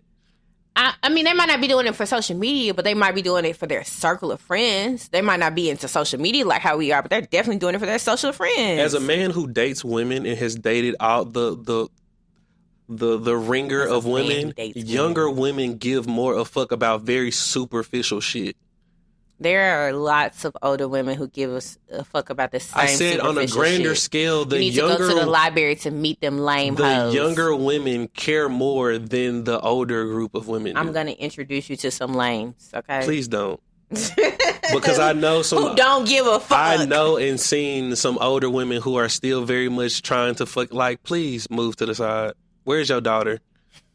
Like, make a cake or something. Make a cake is insane. Like, you still out here trying to be thick and shit. Like, it's plenty of women like that. It's plenty of women, and I think that it just... And it's sad. Like you said, they lame.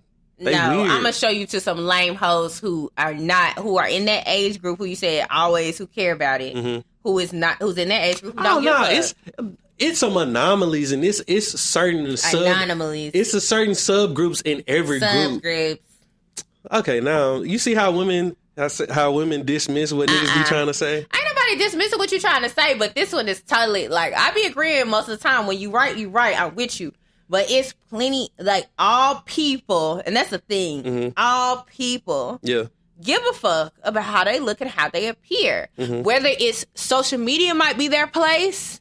Because people are trying to get on. That's the thing. Like, that's what people don't realize. Yeah. There are a lot of people that are trying to get on. And I'm also not saying there's anything wrong with it. I'm not saying that there's anything wrong with wanting to be seen and wanting to look good and wanting attention. What I'm saying is, everybody want it. Yeah, for sure. Everybody want it. To a certain extent. Because they're going to do it for either their crowd of friends, or they're going to do it for social media. Because it feels good to get attention. I'm not going to sit here and be a hypocrite and say that that's not the case. But what I'm speaking on is from a dating standpoint, on a grander scale, when it comes to that in the age group difference, younger women tend, like I said, the easiest way to say it is younger women tend to care more about superficial shit than their older counterparts. So you're saying that young men are choosing older women because they don't have to? I wouldn't say that. Oh, okay. I'm not saying that. That was a topic. So I'm not saying that. Oh, shit. Hit myself in the face. I'm finna probably say some stupid shit. But... No, I'm not saying that. I'm not saying that at all. Okay.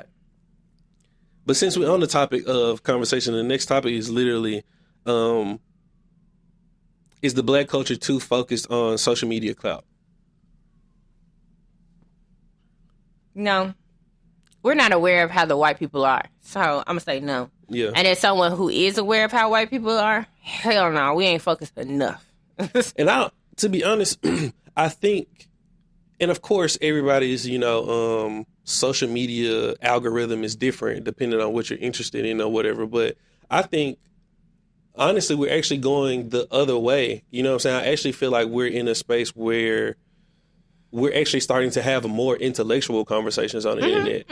You know what I'm saying? Like, are people still doing stupid shit? For sure. Yeah, they're still doing that, and they're going to always do that. But I think especially our age group, we're actually starting to get into a place where we're having more serious and more actually needed conversations. You know what I'm saying? And one of the reasons why I like to talk about the whole like gender war thing is because I think it's dumb and I think it needs to stop. You know what I'm saying? And because I want to be a platform that is like not perpetuating it. You feel what I'm saying? So like that's why I like to like speaking on that, because I think it's dumb and I think it's harmful. No, I definitely think it's harmful. I think y'all gonna stay single.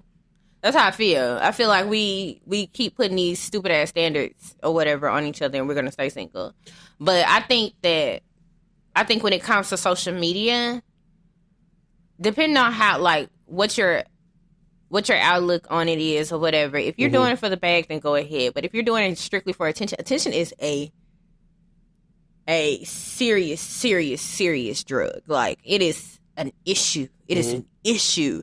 So if you're doing things solely for attention but not to get to another level, shut up. Go to hell. No. I'm glad you said that. It actually made me think. Whatever you're trying to say, y'all, I'm telling you now, go to hell. It made me think of a situation.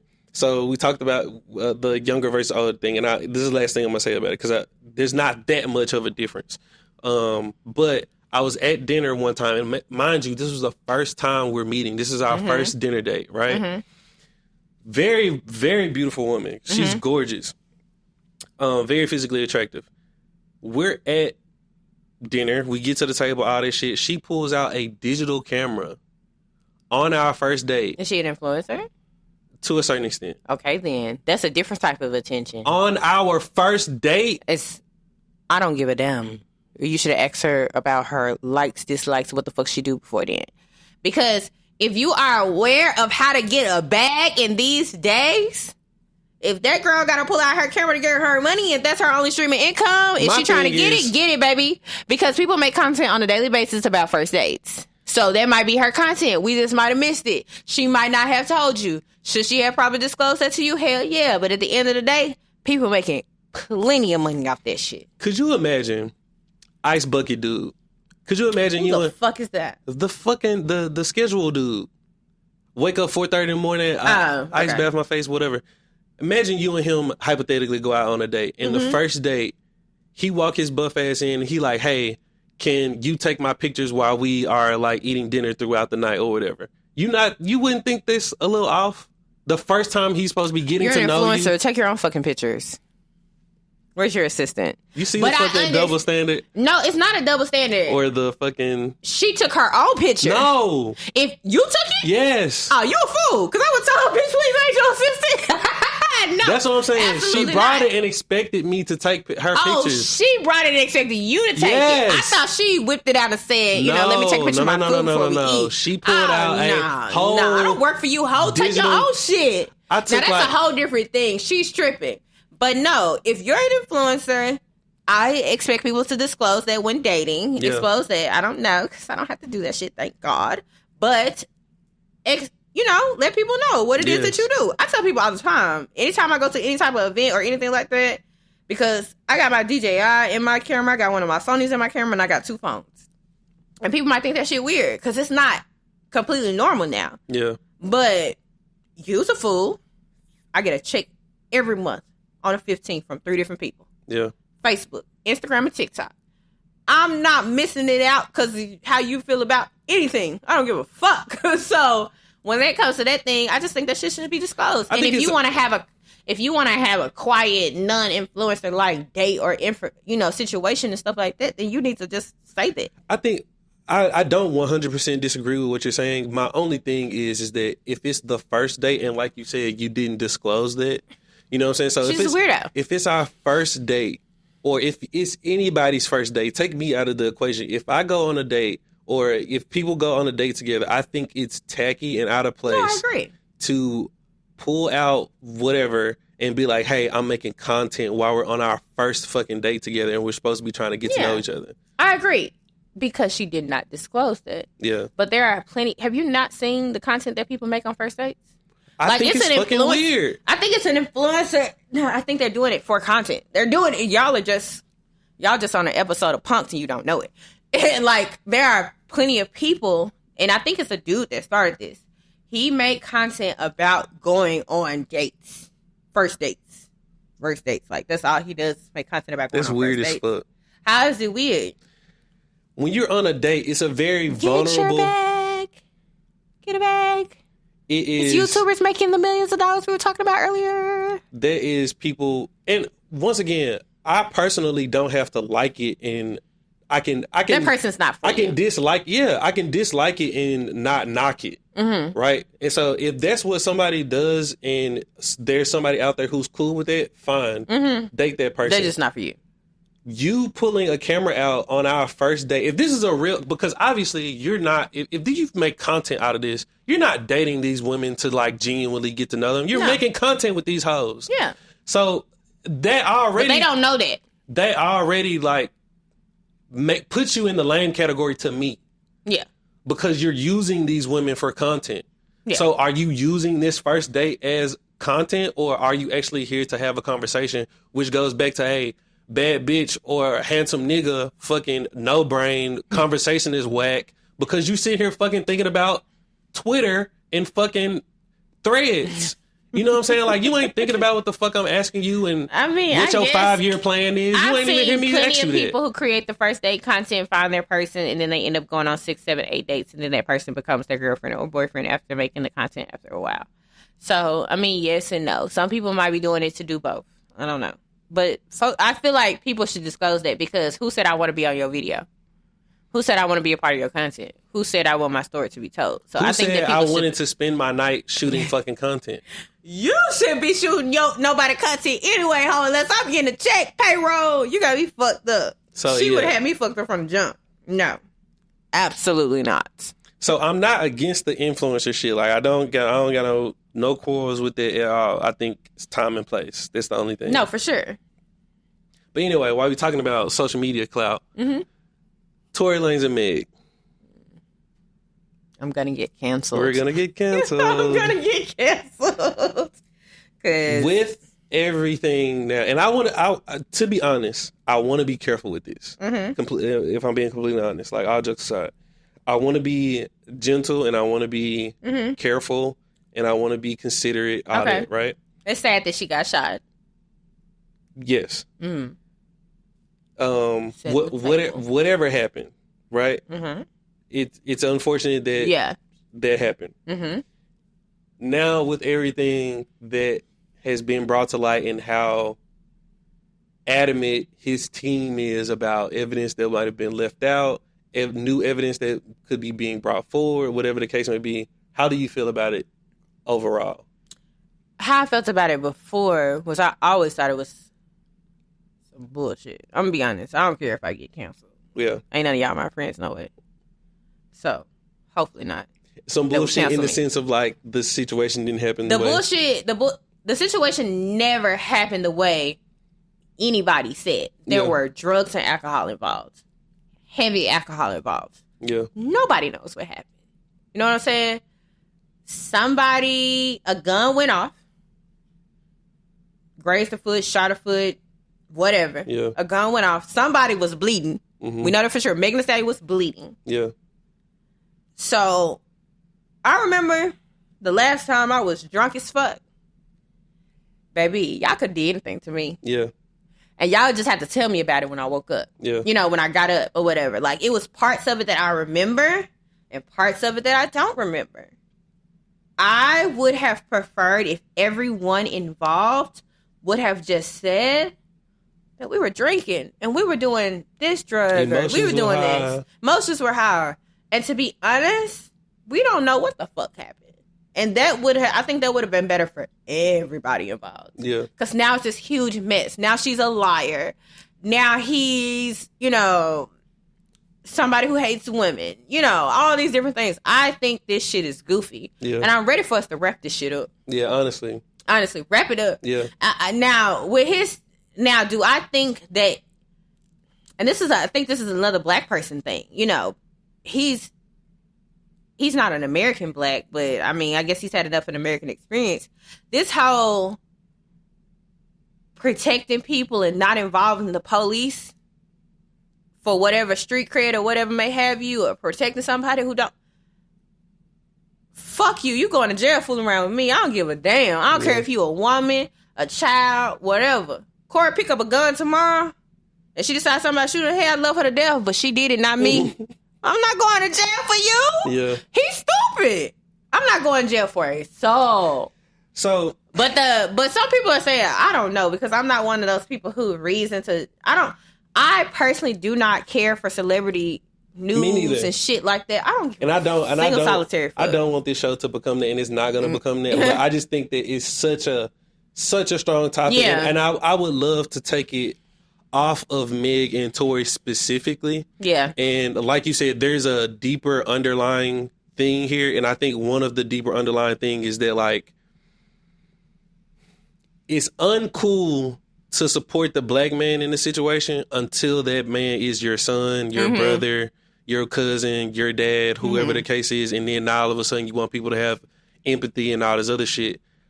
I think that all the facts and all of the truth has to be considered, right? And I never would want to put a label on Meg as like a liar or anything like that, but the fact is she did lie at some points throughout this shit.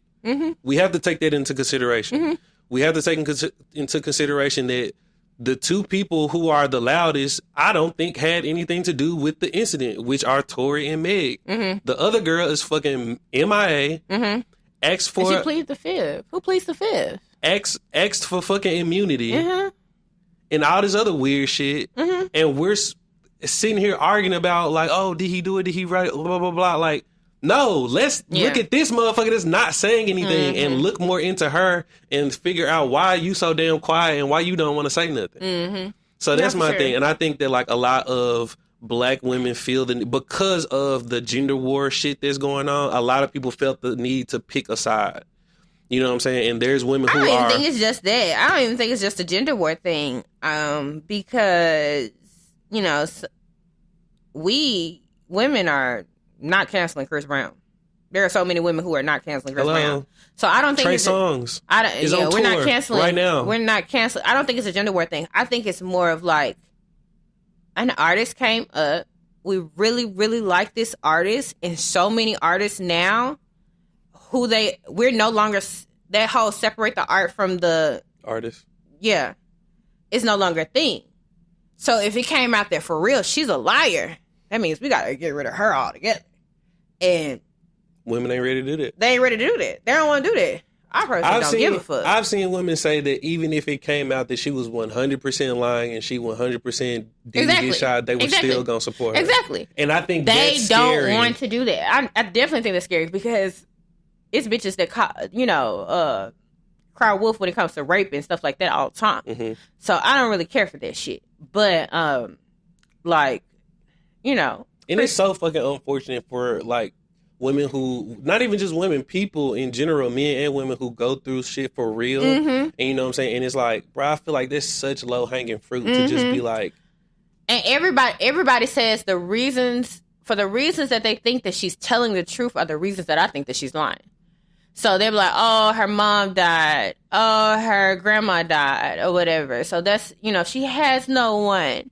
But we have to realize that sometimes when people are without, that they also spiral. And this might be her way of spiraling. Her drinking issues alone have been brought up multiple times. Yeah. Hell, I used to be a Megan Thee Stallion fan, right? So I used to be a big Megan Thee Stallion fan. I was following her on Instagram. I was following her on all the social medias, right?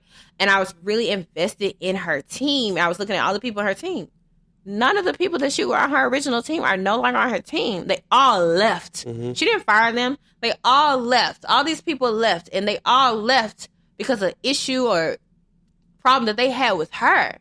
So I think that as a people, as women or whatever, all the people that's rallying for her or whatever, it's time for us to call a spade a spade. But the issue is we'll never do that because we won't even call our own bullshit.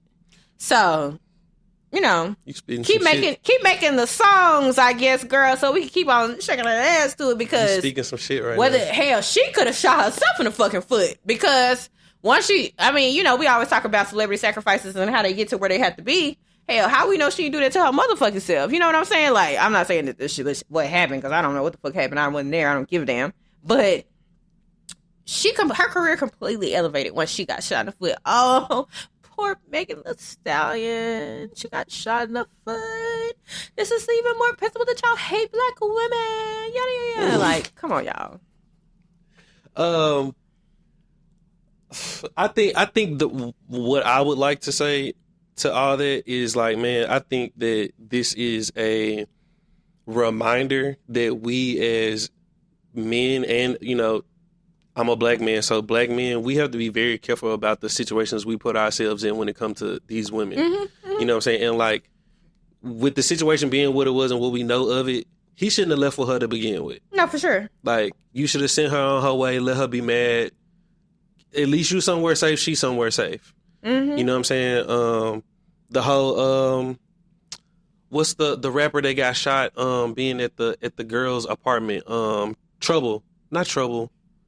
Damn. Who? Girl, Barbara. Young Tender. I'm gonna put the ding in a. Oh, he died? Yeah. I know what you're talking about. That situation, like being with the wrong woman, you know what I'm saying? And it's just like, I think we have to. The situation is unfortunate if he's innocent, right? Obviously, like you said, we weren't there. We don't know. I'm just going based off what I believe to be true, right?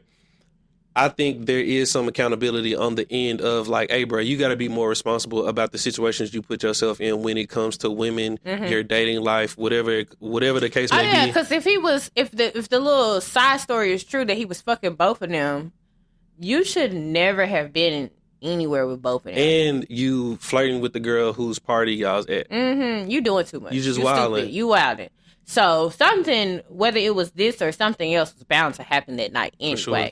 So like, he definitely is responsible for how the situation has flipped itself more ways than one. If you in jail, you done got yourself stabbed up. Now all of a sudden you want to talk about shit. Okay, cool. It's sad that you almost lost your life and all that. Woo-woo.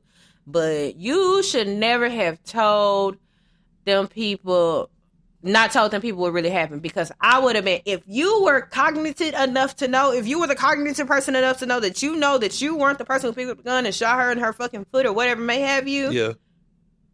Baby, you better sing like a motherfucking canary, because I am. The fuck? I'm not going to jail for assault. Right. Now you done went to jail and you done got stabbed up in the head and all the other places. And it's a whole nother conspiracy behind that shit. Exactly. Everybody got time for this shit. And that's the thing, like, I hate or whatever so bad about the whole entire thing, is I like Tory Lane's music. I like both of them.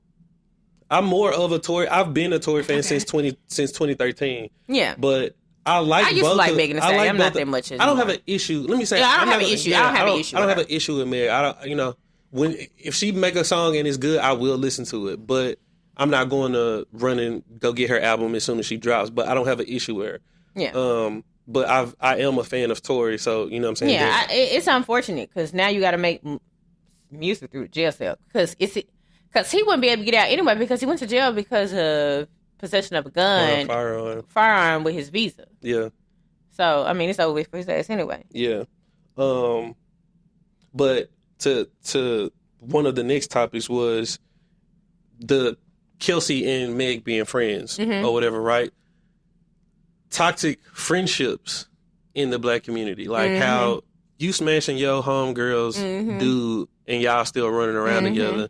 And that's something that frequently happens in the black community, and the other way around too. Niggas smashing the same girls and blah blah blah. Like, why do you think we do that? And we're not the only ones that do that, but I feel like we do it at the highest rate, though. No, we selfish. We do shit for ourselves. We look out for ourselves. We constantly in a space for ourselves. Like I think I'm down to. If you see me out, well, you haven't seen me out, but. You see, I don't hang out with the same people that I used to hang out with. Yeah. And it has a lot to do with a lot of these friendships just going south because of people looking out for themselves. And it got to a point where I was constantly like, damn, is it me? Like, what the fuck? Like, I'm constantly rekindling situations and stuff like that with my therapist. Like, I'm running the whole thing down with her. Because I'm like, is there an issue here? Is it me? But I'm learning that a lot of people just do shit for themselves. Yeah. My most recent friend issue or whatever, it was just really just about, doing shit for herself. She wanted to make a decision for herself or whatever. And if that meant blowing me out the water, then that's cool, because I'm going to get to wherever I want to be for myself. You don't have to be there because I'll meet somebody else, to do friends and stuff with. Yeah. And I hate that shit. Like, we just want to be where we got to be for ourselves. Yeah. So. Yeah. My thing is, like, thankfully, I've never had, like, a big falling out with a homeboy before. Somebody who I really, really call my homeboy. I've never really had to have that experience before, and I'm grateful for that. But there are little things that, like, associates and shit do, you know what I'm saying? Like, that can kind of rub you the wrong way and stuff like that. But I always feel like, bruh, man to man, if we got a real issue, fine. You know what I'm saying? Like, if we got a real issue that we can't figure out, that we can't come to an agreement on, cool, let's stop being around each other, whatever the case is. but let it be a real issue. I don't ever want to beef with a dude or, you know what I'm saying, have any type of riff with a nigga over a woman. Yeah, that's just stupid. You know what I'm saying? Like, I talk all the time about, like, how I'm never on any of my friends' girls' social media. Like, I'm not liking their pictures, even if I follow them. You know what I'm saying? Like, they're the homie. You know what I'm saying? They cool. I follow you on social media, but I'm not all up and down in your pictures, you know what I'm saying, in your likes and shit like that. I'm not putting you in my, you know, in my close friends. I'm not putting your girl in my close friends. And so it's just like, I respect any nigga that's around me that I have any level of respect for. I would never purposely talk to a girl that you have some type of involvement with. You know what I'm saying? I know everybody don't live like that or whatever, but it's just like, I just don't see the point. Like, you know what I mean? Like, people are selfish. Like, people do. There's so many women in the world, bro. Like, I don't need one you've had. Yeah, like, people just do what they want to do for themselves. Like, they think about them. And a lot of people would rather much do what they want to for themselves and isolate themselves than worry about what it means to be a part of a community and have a strong friendship. Yeah. I don't know why, because that shit dumb as fuck. But, like, I am so bothered by the fact that I don't have any friends from my, you know, long life friends. I have one. I feel like women be friendship. like falling out with each other over some of the craziest stuff.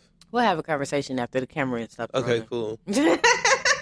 But yeah, I just it's like stupid. Every girl friendship breakup that I hear of, it's like always over some of the wildest shit. Yes, because bitches are selfish. And like, but also, at least what I know or whatever, I've always had the same men. So, but for what I know, bitches who do is they will do whatever they gotta do, sneaky and conniving, so they cannot die alone. At least that's been my experience. Yeah. My issue has been always with some bitches who scared that they are going to die single. Yeah. But they also have low self-esteem and also an issue with that and stuff. Yeah. Again, we'll have a conversation about that when we get off there. Okay, cool.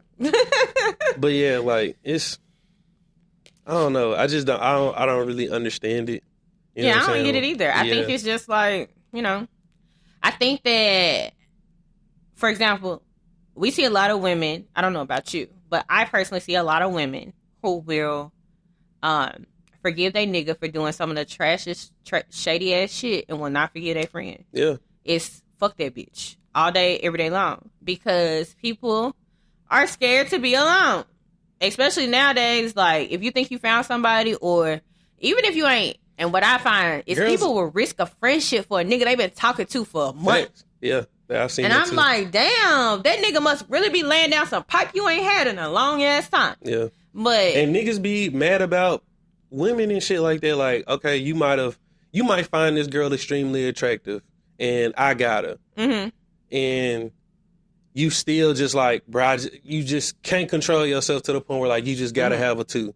You know what I'm saying? And what that thing is twofold. Where it's like the person who is messy enough to fuck with two people who know each other, they're very much as much in the wrong as the friend who agreed to engage. You know what I'm saying? And so it's twofold. It's both people. But you know what I'm saying? I just think like to live without some level of moral code is dangerous. That's a thing. Because everybody wasn't raised right. That's what I'm starting to understand. If I as your homeboy will fuck a girl that I know you used to fuck and you used to be like involved with in some type of romantic way, what's stopping you from thinking I won't fuck your wife? You feel what I'm saying? Like, who says when the morals kick in? You feel what I'm saying? So that's why it's always like, I think dangerous. That's the issue. I think a lot of people's parents raised them to just get out of high school.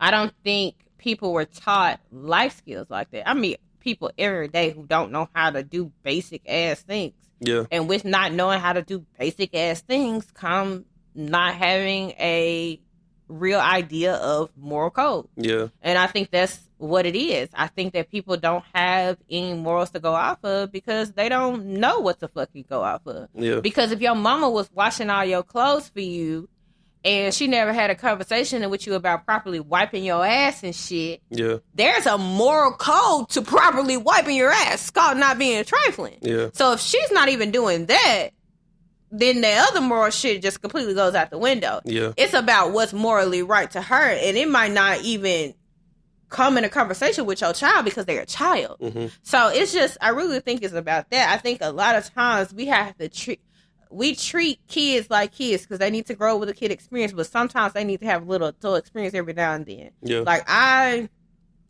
give Corey, even though she's only 4, I give her small adult tasks to do every now and then because I want to she's going to be an adult more than she's going to be a child. Mm-hmm. And I want to make sure she's the best adult ever. Yeah. She's going to have when she becomes an adult, she's going to be able to say she had the best childhood, but she's also going to be so grateful that I taught her this, that, and the fucking third. Yeah. I did not learn how to do certain things until I was grown. There are still certain things as an adult because my parents felt the need to shelter me so much that I don't know how to do. I don't know how to buy no car. I don't know how to, I've never bought a car. My parents bought all the cars that I have ever had. Never bought a car? I've never bought a car. I am 33 years old. I don't even know about the process to go to car. Do you know this girl, I don't want you to finish what you was about to say, but this girl I was dating didn't get her rotors changed on her car for like over a year. I don't even know what that is. Oh my God. In the pod right there. We'll catch y'all next time on the Mildly Insane podcast. Thank y'all for tuning in. We're fucking out of here.